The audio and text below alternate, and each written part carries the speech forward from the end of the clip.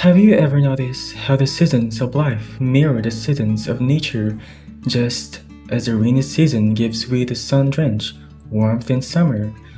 So too do you experience periods of renewal and growth, emerging from times of darkness and stillness.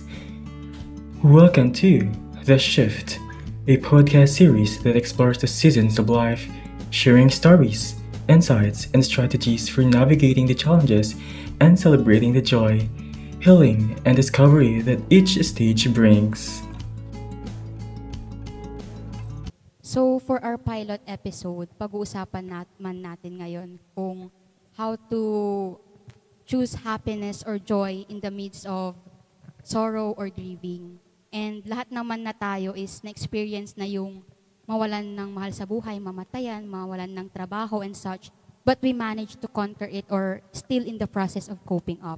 So kayo ba, kamusta ba kayo itong mga nakaraang araw, linggo, buwan, ganyan? Sino yung gustong unang mag-share sa inyo? Ako. Hindi ko masabi if I'm totally fine. Lalo na, yun nga, alam niyo yung nangyari sa akin, nangyari sa pamilya namin na nawalan kami, hindi lang ng isa, kundi ng dalawang mahal sa buhay. Although, pinipilit namin na maging masaya, na maging normal ulit yung buhay, parang kalimutan yung nangyari, kalimutan yung sakit dun sa nangyari. Ang hirap talagang sabihin na okay na ako, na masaya na ako ngayon sa kung ano man yung nangyayari sa buhay ko. Kayo, kamusta kayo? Pero kasi yung sa inyo, diba, it's very sudden yung nangyari na parang nauna si Gemma, tas after ni Gemma is sumunod si Tatay Dot, yung ganun. And parang sa Jesus People family, marami halos or sunod-sunod yung mga nawala na part ng Jesus People. And hindi naman talaga kasi siya madali. Kasi nauna na nawala yung head pastor natin. Tas hindi natin alam kung saan ulit magsisimula. So after naman ng mawalan sa buhay, ano naman yung sa perspective ng mga estudyante sa ngayon na ano ba yung nararamdaman nyo, nararanasan nyo, na struggle sa life, ganyan. Sino ba? So, ang estudyante pala natin ngayon, si Lyra, tapos si Brianne. So, ako, as a student leader, nahihirapan ako kasi hindi naman ganito yung unang takbo ko, hindi naman ganun yung samahan namin compared sa ngayon na parang mag-isa ako kasi ata nila ako. Paano mo naman nasabi na hate ka nila?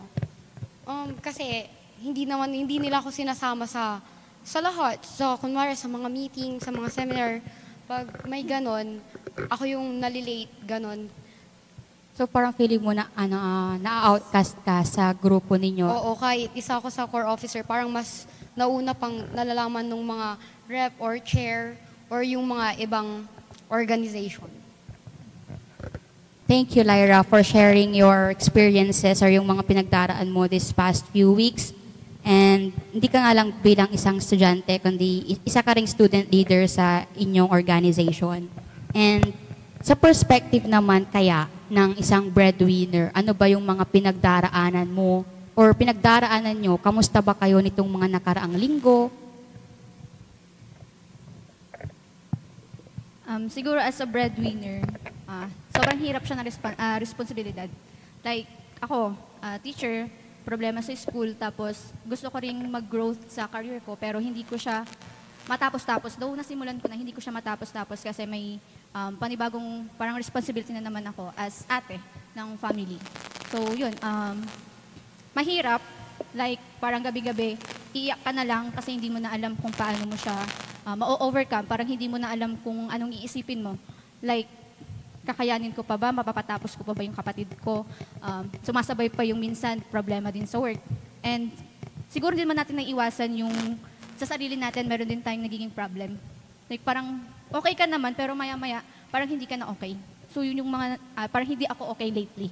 Yun yung masasabi ko as a breadwinner po. So, how do you guys cope with that challenges naman, with that experiences of yours sa buhay na hindi siya madali, lalo araw-araw kang lumalaban? hindi lang para sa pangarap, hindi lang para sa pamilya, kundi sa hamon ng buhay. How do you guys manage the problems, the struggles you're facing? Ano yung mga ginagawa nyong coping mechanisms para naman kahit papaano is maibsan yung lungkot na nararamdaman ninyo? So, ako na lang muna, umpisahan ko na lang muna sa akin kung ano yung mga ilang activities or coping mechanisms na ginagawa ko para lang kahit papaano is maibsan yung nararamdaman ko or yung mabawasan yung stress. Alam niyo na ba yung mga comfort food, yung mga ganun? Lahat tayo may comfort food. Ay, nagpaparinig ka sa FB? Hindi ako nagpaparinig sa FB comfort food. Alam mo yung parang yung kapag kunwari na-stress ka, dami-dami mong schoolworks is kakain ka ng ice cream para kahit papaano is ma-freeze yung moment or yung yung mga nangyayari sa buhay mo and at the same time, yung nature trip. Magro-road trip ka lang, healing with the nature, kumbaga. Yung ilan yun sa mga coping mechanisms na ginagawa ko. Siyempre, hindi mawawala doon yung yung pakikinig ng worship songs. Lalo kapag nalulungkot ka, minsan kasi 'di ba? Yung kanta mismo, hindi mo kailangang kumanta verbally, pero yung kanta mismo yung nagsasalita para sa iyo. Kung yung kanta mismo, yung bawat line sa kanta speaks for itself. Kung ano yung nararamdaman mo, and dahil sa kanta na yon, kahit papaano is naiibsan or nawawala yung nararamdaman mo na, lalo na sa point na gusto mo nang sumuko, gusto mo nang bumitaw, na hindi mo na alam kung ano yung gagawin mo. Pero andyan yung mga kanta para tulungan ka kung paano mo siya i-deal. So, kayo ba, ano yung mga ibang, mahilig din ba kang kumain ng ice cream, ng chocolate, para naman maibsan yung stress? Ayun, so na-mention mo yung mga comfort food. So ako, meron tayong tatawag na parang stress eating. Parang yun nga yung nagiging way natin para kahit papaano maibsan yung problema natin, mawala yung focus natin dun sa problem. Pero may mga times na kahit makain ko na lahat ng cravings ko, parang hindi pa rin ako okay. So, madalas talaga to, like every afternoon, parang after work, nakatulala ako sa biyahe. So yun nga, ganyan na-share ko minsan sa devotion natin na may times na talaga yun yung habang nasa biyahe ako, gusto ko na talagang umiyak kasi sobrang bigat na nung dinadala ko, yung mga problema na parang nasa isip ko lang din naman siya. Then, ayun, napatingin ako nun nga, sabi ko nga, di ba, napatingin ako nun sa tumingin ako sa taas, then nakita ko yung dalawang rainbow. Kung maalala nyo sa devotion ko nun na parang nag-speak up. Kumbaga, hindi lang siguro sa mga material na bagay, hindi lang din sa food. Parang nagsisik din siguro kailangan natin ng guidance ni Lord. Parang isang way din siya para kahit papaano talagang maiibsan or malilesen yung bigat na dinadala natin. So, yun nga, nung nasabi ko nga na nakakita ko ng rainbow, yung time na talagang gustong-gusto ko na talagang umiyak, nag-remind sa akin yung story yung kay Noah, Noah's time, kung saan niremind din sa akin nun yung promise ni Lord kay Noah, wherein, di ba, hindi na nga daw lilipulin yung mundo sa pamamagitan ng tubig. So, siguro sa generation ni Noah, yun yung meaning niya. Pero sa akin, iba yung naging meaning niya. Like, iniisip ko that time, yung problema na yan, sabi ko nga, I'm not literally flooded by waters, but my mind is flooded with different negative things, kumbaga. So, dun sa rainbow na yun, parang nag-remind nga sa akin na this too shall pass. So, alam natin na lahat ng mga na-experience natin, ma-overcome natin siya. Kasi nga, sabi nga, hindi pa hihintulutan ni Lord yung mga bagay na na-experience natin na hindi natin siya ma-overcome. Tapos, mahilig din kasi ako magbasa ng books. So, alam mo naman yan, te, yung mga devotional books. So, kahit papaano doon, yun yung nagiging coping mechanism ko. Reading books, pagkain, then parang matutulala ka na lang talaga, then God will speak up to you. Yun po. So, kay Sister Carmina is yung pagbabasa ng libro, praying, and even Bible. Kasi minsan sa mga libro, marami kang mababasang motivational or inspirational lines or quotes na talagang makakapag-uplift ng nararamdaman mo, yung current situation mo.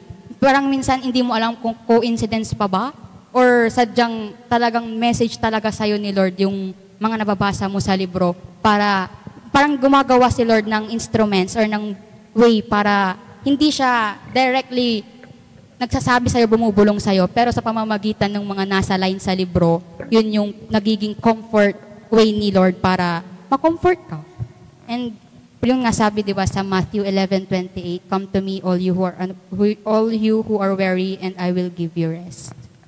So yun nga, di ba, nabanggit ni Sister Jensel sa ni Sister Carmina kung ano yung, kumbaga nagiging way nila para kumbaga is i-comfort nila yung sarili nila kapag sa oras sa mga pagsubok, di ba? Sabi nga ni Sister Jensel, ano yung naging term mo? Comfort food. Buti nga siya may coping, dami niyang sinabi. Ako, comfort room lang, okay na ako. Hindi, kasi kung iisipin mo kasi yung mga problema natin, ako kasi yung nagiging way ko para maging, kumbaga magaan sa loob ko yung mga pinagdadaanan ko. Yung negative kasi ginagawa kong positive.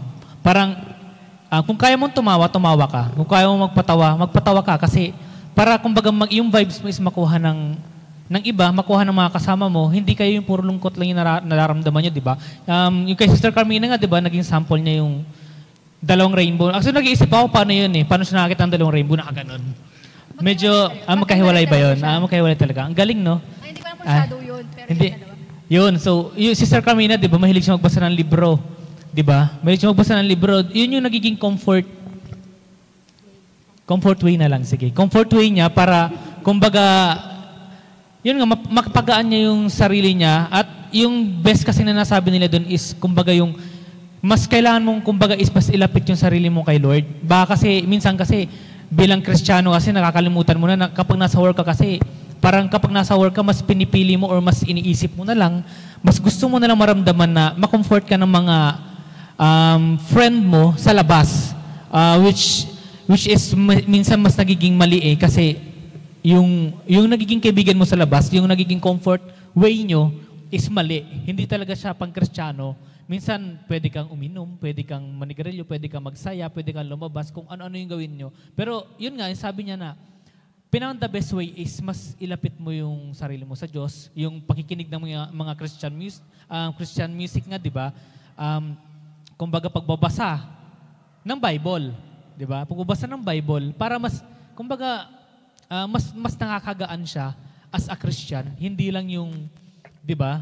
Yung work lang, naghahanap ka ng mabigat na way kung paano mo i-comfort yung sarili mo or papagainan yung nararamdaman mo sa sarili mo, di ba? Sa Bible nga, di ba, ang daming nangyari. Di ba? May naglakad sa tubig, pero hindi hinayaan ni Lord na lumubog siya. Mayroong sinunog, pero hindi hinayaan ni Lord na masunugan siya kahit ng isang butil ng buhok niya, di ba?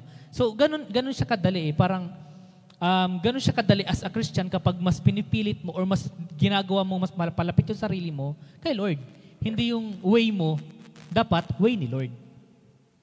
So, kayo ba? May maidadagdag ba kayo doon kung ano yung nagiging way nyo? Bilang kayo na, kumbaga, magiging advice nyo sa mga nakikinig sa atin, kung paano natin uumpisahan yung araw kung may problema ka na hinaharap, di ba? Ako naman, parang yung way ko para kasi nililibang ko yung sarili ko. Nanonood ako ng mga dapat panoorin. MSA, ganon. Tapos, yung mga parang mga worship songs, parang ganon din kay Ate Jensel. Kasi pag iiyakan mo yung mga problema mo, wala rin lang mangyayari. Sabi nga ni Miko sa akin, bakit ka iiyak kung alam mo sa sarili mo na may tagumpay na ibibigay sa'yo yung Panginoon? Alam niyo totoo yun. Actually, kabaliktaran nung kay Brian. Kasi ako, halos alam naman nila na ang coping mechanism ko, umiyak na umiyak. Talaga, sasamahan ko pa yan ng mag-search pa ako ng songs, mga sad songs. Unya. Kasi, Tapos sabi biglang ko, nagkaroon parang, ng ads. Balik yung luha mo eh. Ganun, kailangan ng Ocean, nag-add si Luis Manzano. Yung luha mo biglang umuro pabalik ko. 11-11. Uy, totoo kasi yan. May times na, kasi di ba sila nanay, kumbaga parang nakasanayan na nila na up to now talaga, every 6 to 8, putas ng heritage. So, hindi ako kasya sa tricycle. So, pag hindi ko kasama si MJ, naiiwan ako, papaiwan ako sa bahay. Ang tendency kasi, parang doon mo mafe-feel talaga yung lungkot kapag mag-isa ka, kapag wala kang kasama. Imagine nyo, lahat ng may picture si tatay, picture si Gemma. So, pagpasok mo ng kwarto, parang, imbis na parang nare-remind ka na, ay, oo nga pala, parang ganon. So, ang gagawin ko, magkukumot na ako, mag-search na ako ng nakakayak na Parang alam mo yung, kasi may time, dumarating ako sa point na, minsan, hindi naman about sa kanila. Parang hindi ko alam kung ano yung problema ko, wala namang problema sa relasyon, sa trabaho. Pero, parang, shocks, kailangan ko umiyak, parang ganon, na parang kailangan ko ilabas yung lungkot na naramdaman ko. So, ang gagawin ko, manonood ako ng Totoo yun talaga na minsan may ads, tas gano'n na, mamagana yung mata ko. I-skip ko pa yung ads, tas tutuloy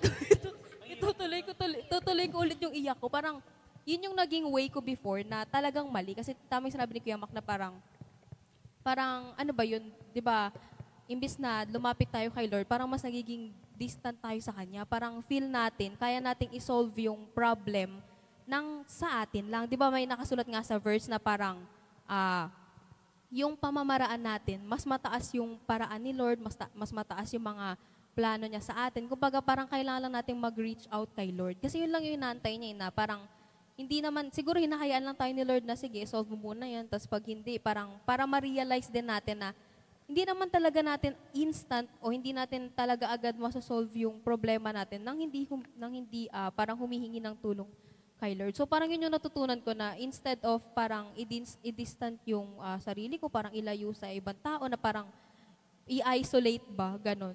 Parang totoo na parang wala kang choice kundi lumapit talaga kay Lord, parang makinig ng worship song, magbasa ng verse, parang alam mo yung parang kahit hindi natin nakakasama si Lord, dun sa pagbabasa natin ng verse, yun na talaga parang dun natin mo-feel na ay, andyan lang pala siya, parang ay, kailangan pala natin siya. Ganun. Actually, kadragdagan dun sa sinabi ni Sister Nylene. Lahat naman kasi kumbaga lahat ng pagsubok, lahat ng nararamdaman, may way talaga yan. Diba? Kapag, diba, sinasabi niya nga, pagpasok niya sa kwarto nila, sa bahay nila, sa 4 ng sulok ng bahay, nakikita niya yung picture nila. May paraan yun, parang gawin mo na lang 3 sulok ng bahay yung mo. Para, paghiga mo, medyo masaya, diba?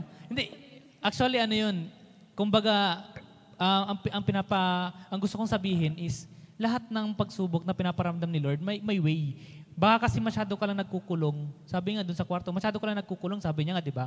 Kapag mag-isa ka sa kwarto, nakakalungkot, nakakaiyak, yung nag-emote ka nga, bigla pang mag-a-ads, di ba? Hindi ka naka-premium. Ang hirap nun. Di ba? Ang hirap nun. Sabi niya nga, mas masayang may kasama. Di ba? O, mas masayang may kasama, lalo pag kasama niya siya. Ay. Uy, lahat kayo nag-react. Siya yung sinabi ko. O siya. Diba? O, so, kayo ba may dadagdag pa ba kayo doon? Bukod doon sa sinabi ni Sister Nylene?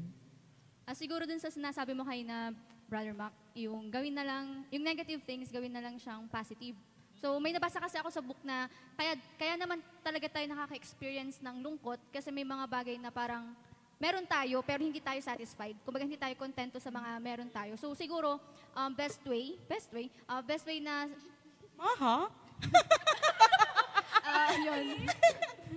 Ayun, so balik tayo. Parang yun nga, best way siguro para kahit papaano, hindi tayo masyadong maka-feel ng lungkot, ng sorrow, kumbaga, is wag nating isipin yung mga bagay na wala pa tayo. Siguro mas okay na i-appreciate natin even the smallest things na binibless sa atin ni Lord. Yun yung nakikita kong pwedeng solution or parang way para kahit papaano ma-lessen po natin yung nafe-feel natin na sorrow. Pero kasi, di ba, kaya nang sabi niyo ni Sister Briantas ni Sister Nylene, na talagang natural na sa kanila na kapag may pinagdaraanan sa Elis, hindi na nila maiwasan yung hindi umiyak. Kasi syempre, minsan, hindi mo masabi, hindi mo ma-share sa ibang tao, or kahit kay Lord yung nararamdaman mo, although alam niya yung nararamdaman mo. Pero hindi mo siya ma-share, hindi mo mabigkas sa mga bibig mo, pero through the tears, yung alam mo yung hindi mo na kailangang umiyak. Alam niyo yung mga kita sa post sa Facebook na, Dear Lord, walang content, tas amen. Pero sa body is yung tulo ng luha. Sabi nga kasi, tears are prayers too. Oo, di ba parang hindi mo masabi na hindi ako marunong umiyak. Pag nararamdaman ako, tatawa na lang ako. Hindi rin naman kasi siya madaling sabihin na sobrang bigat ng nararamdaman mo, tatawa ka na lang. So, magagawa mo siya. Pag extrovert ka, magagawa mo siya. Pag may kasama ka, pwede ka magpanggap na masaya. Pero paano pag nag-iisa ka na?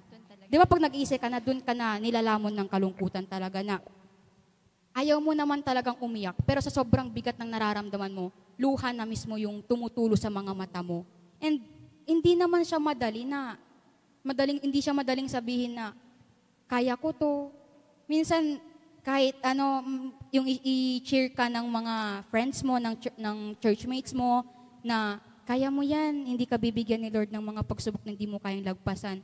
Minsan, comforting talaga yung mga words na yon kasi ikaw mismo gusto mo nang sumuko, pero may mga taong nandyan para i-uplift pa yung sarili mo. Diba? Parang sabi nga, diba, ang sarap umiyak. Hindi naman sinasabing bawal umiyak. Huwag kang iiyak. Masarap umiyak. Nakakagaan. Nakakagaan umiyak, lalo iiyak ka sa harap ng tamang tao. Uy, naman, iba yung nagiging mukha niya pag tamang tao. Actually, diba, parang ang sarap umiyak kapag may nakikinig sa'yo. Kumbaga nailabas mo na kung ano yung gusto mong sabihin, di ba? At ang pinakamasarap na part doon, umiiyak ka doon sa tao nakikinig sa'yo. Di ba? Hindi yung iiyak ka lang kasi kailangan ka nila, kasi tropa ka nila. O tara, pagkatapos mong umiyak, sama ka sa akin. Parang yung imbis na ma-fix niya yung problem, mas nagkakaroon pa ng another problem, di ba? Parang, sige, iyak ka lang.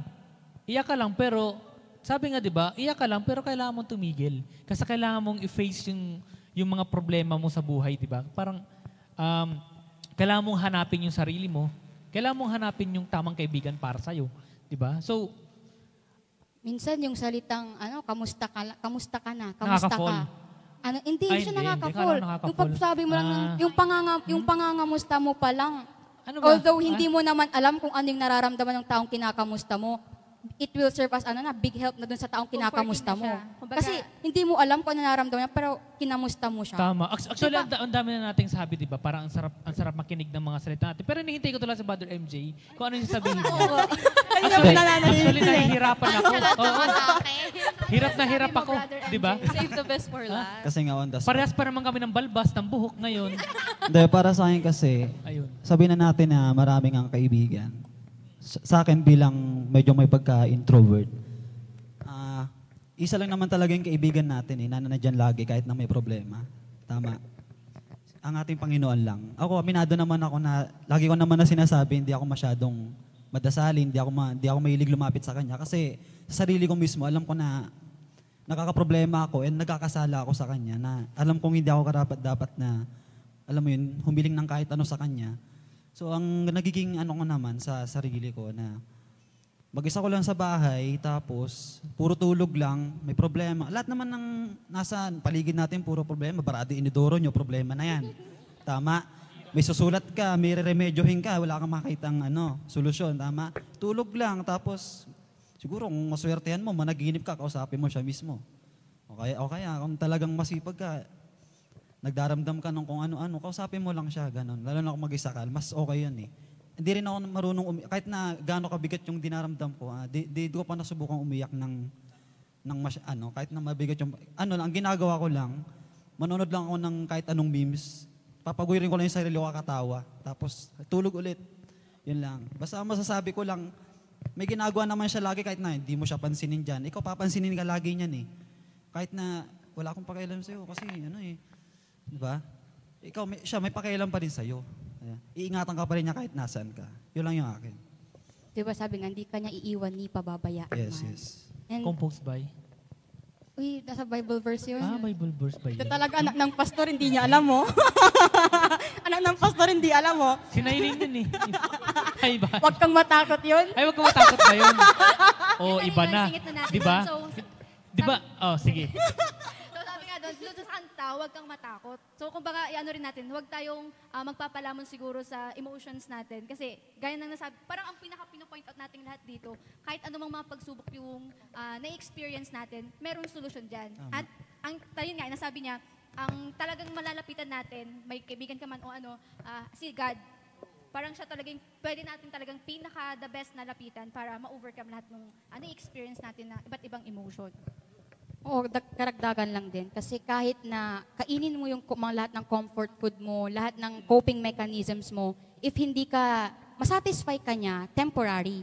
Pero kapag nalagpasan mo siya, magiging okay ka. You will feel better. Pero darating ka pa rin naman sa point na biglang babalik lahat ng problema. Yung parang nagiging paulit-ulit siya. Kasi reason, hindi ka lumalapit kay Lord. Oh, Yung problema mo, hindi mo sinisik yung guidance ni Lord sa buhay mo. O tama, di ba? Parang yun yung parang pinakang point natin. Kasi di ba pag kumain ka ng comfort food mo, lalabas yun eh. Lalabas din yun. Kapag nanood ka, matatapos din yun. Ba't di natatawa? Tama yun. Tama. Tama. Hindi lang baradong lalabas inodoro din yun. Yung baratong inodoro, magiging problema mo pa Yun yun. yung problema. Pero sabi nga sa Bible, di ba, yung lilipas nga ang langit at lupa, di ba? Pero yung word ni Salita God, ng Diyos. yung salita ng Diyos, at yung mismo nagsabi nun, yung mismong Diyos natin, hindi lilipas yun eh. So kapag lumapit ka sa Kanya, parang napakasarap, di ba? Napakasarap na alam mo na ito na yun. Tapos na yung problema ko. Wala na akong poproblemahin. Hindi na ako magugutom, hindi ako mauuhaw, hindi ako iiyak kasi na kay Lord na ako. Di ba? So, yun.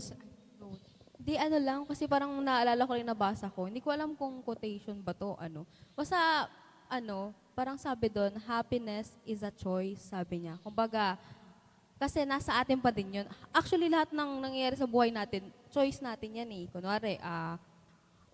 Kunwari may nangaaway sa atin, choice natin yun kung aawayin natin sila pabalik o hahayaan natin para sa peace of mind natin. So parang naisip ko lang, kahit na ang dami mong, alam mo yun, dami mong pagsubok na naranasan, parang, alam mo yun, parang araw-araw panibagong kalungkutan yung mararamdaman mo. Choice natin kung pipiliin nating maging masaya o hayaan natin na malunod tayo dun sa kalungkutan na yun. Yun yung sinasabi nila Kuya Mac, nila Ate Carmina, nila MJ na parang yung nag-iisang, parang choice natin kung lalapit ba tayo dun sa nag-iisang kaibigan natin o hayaan lang natin na, alam mo yun, parang dalhin tayo ng alon na, alam mo yun, parang palutang-lutang lang sa kalungkutan. Parang hindi ba tayo gagawa ng paraan para makapunta dun sa para makalangoy. Alam mo yun, parang, basta ang pinopoint ko lang is, choice natin na maging masaya. Choice din natin kung gusto natin maging malungkot. Choice natin kung hindi tayo gagawa ng paraan para masolusyonan yung mga problema. And choice din natin kung pipiliin natin na mas stuck dun sa kung ano ba yung kalungkutan na nararamdaman natin. So, di ba, imagine sa simpleng kamustahan natin is nakapag-open up tayo ng iba't ibang way or ng iba't ibang strategies kung paano natin kahit papaano is maibsan yung lungkot na nararamdaman natin. So, paano nyo ba mas pinipiling maging masaya kahit na nasa gitna kayo ng kalungkutan? So, umpisahan ko, no? Kasi, kilala naman ako ng lahat na hindi ako masayahing tao. Di ba? Parang, ayun, di ba? Yun yung yung point ko na parang, kailangan mong gumawa lagi ng paraan. Di ba? Kailangan mong gumawa lagi ng way. You must find a way nga, di ba? By PLDT. BTO, mali na naman ako. Di ba? Yun. Parang hindi mo kailangan magstay nga. Sabi ko nga, hindi mo kailangan magstay doon sa pagsubok. Kailangan mong gumawa ng paraan. Sabi nga nila, hindi ka naman makakaalis doon sa isang sitwasyon kapag hindi ka nag-move forward, di ba? Nakakita na ba kayo ng patay na Billie Jean yung Ang hirap nun, di ba? Ang hirap na naman nun. Hindi mo kumbaga maiiwan yung problema mo. Hindi mo hindi mo parang malilet go. Parang kapag broken ka, iniwan ka niya. Ba't ka nagkatilis? Ha? Ano? Humubot ka, kuya. Kanina ka pa humubot. Pag broken ka, iniwan ka niya, nagka-problema ka, hindi ka makakapag-move forward kapag hindi ka humakbang. Diba? Kasi nga, lahat nag-i-start sa one step eh. Isang hakbang. Either kaliwa o kanang ka man, pwedeng sabay kung gusto mo. Pero awkward yun. Diba? Ang hirap nun. Hindi. Parang, kailangan mo kasing laging piliin na maging masaya. Yun yung pinaka-point ko na parang hindi mo matatapos kung ano man yung iniiyak mo. Diba? Kung hindi mo pipiliing maging masaya. Kung hindi mo pipiliin na parang napaka mabilis na term natin as a Christian, kung hindi mo ilalapit yung sarili mo kay Lord. Diba? Kung hindi ka makikinig ng salita niya, hindi ka magbabasa ng salita niya, hindi mo isa sa buhay kung ano yung nababasa mo, diba? Parang, ang hirap nun eh. Actually, pwede namang siguro. Actually, may babasahin ako. Na-screenshot ko lang siya eh. Kagabi lang. Parang, siguro si Lord na yung gumawa ng way para, diba? Sabi nga dito, diba, parang sample siya sa mga problema na mismong si Lord din yung gumawa ng way para sa atin. Ito, parang si Peter, kilala niyo si Peter, di ba? Sabi niya nga, Jesus allowed Peter to fall in the water, di ba? But didn't let him to drown, di ba? Alam niya natakot si Peter eh. Parang natakot siya na nakapaglakad siya nung una tapos bigla siyang lumubog kasi nakita niya, malaki yung alon eh. Malakas yung alon, may bagyo. Lumubog ako pero hindi siya pinabayaan ng Diyos na mismong lumubog. Diyos mismo yung nagligtas sa kanya, di ba? Si Daniel, parang itinapon siya, di ba? Pero hindi rin inalaw ni Lord na kainin siya ng mga leon, di ba? Ito si Shadrach, si Meshach, saka si Abednego, di ba? Inilagay sila sa apoy. Kasi nga, gusto nila na purihin yung Diyos nila. Pero silang tatlo mismo, may paninindigan sila na, hindi may Diyos ako eh, kilala ko yung Diyos ko, naramdaman ko yung Diyos sa buhay ko, may ginawa yung Diyos sa buhay ko, papanindigan ko to. Sa huli, ni butil ng buhok nila, walang nasunog eh. At nakita pa mismo ng mga tao nagdadoubt sa kanila, na doon sa anino nila, 4 sila. 3 lang silang itinapon doon, di ba? Nakasama nila yung Diyos sa oras na yon. Di ba? Sabi nga sa huli dito na God will always get you out of your situation.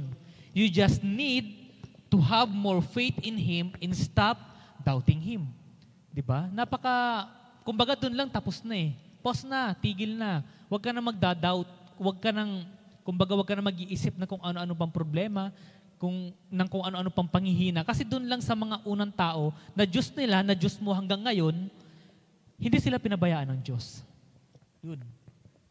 Ano rin kasi, ang grief, it's on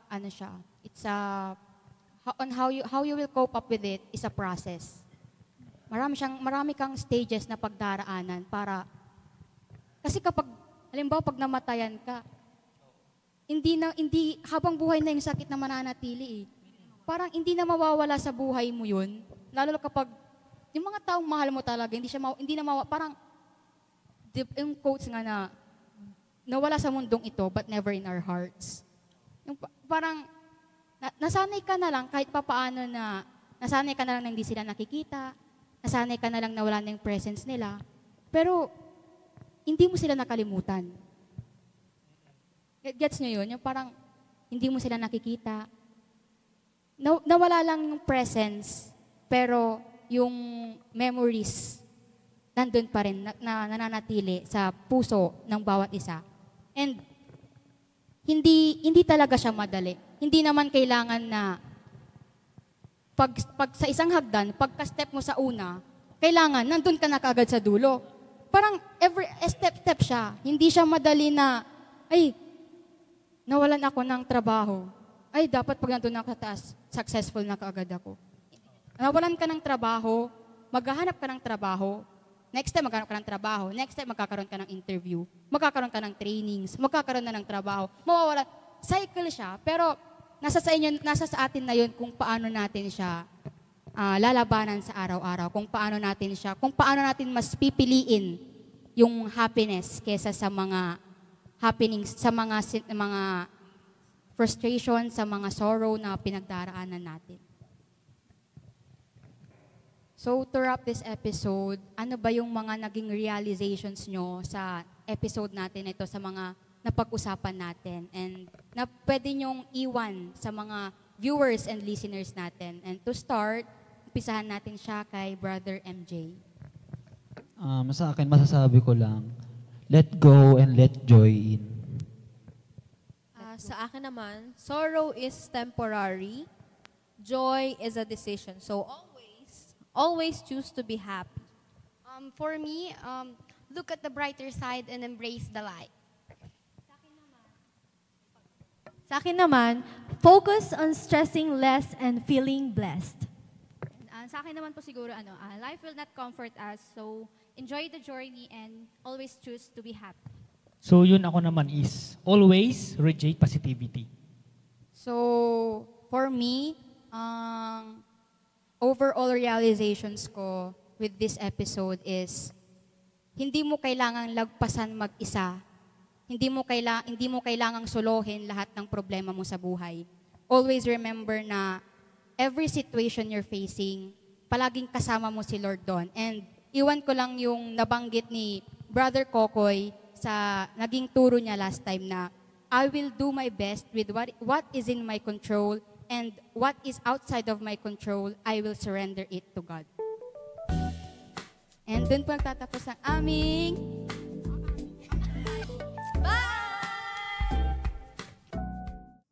Even when life feels bleak, remember that every season, like the turning of the year, eventually gives way to renewal. Choosing joy isn't about ignoring the pain, but about finding a way to hold both the light and the darkness, the laughter and the tears, within your heart. What about you? How do you find joy in the midst of life's season of sorrow and grieving? Share your thoughts with us in the comment section. Thank you for joining us. Until next time, may your heart be filled with peace and hope. John chapter 16 verse 20. Verily, verily, I say unto you, that you shall weep and lament, but the world shall rejoice. And you shall be sorrowful, but your sorrow shall be turned to joy.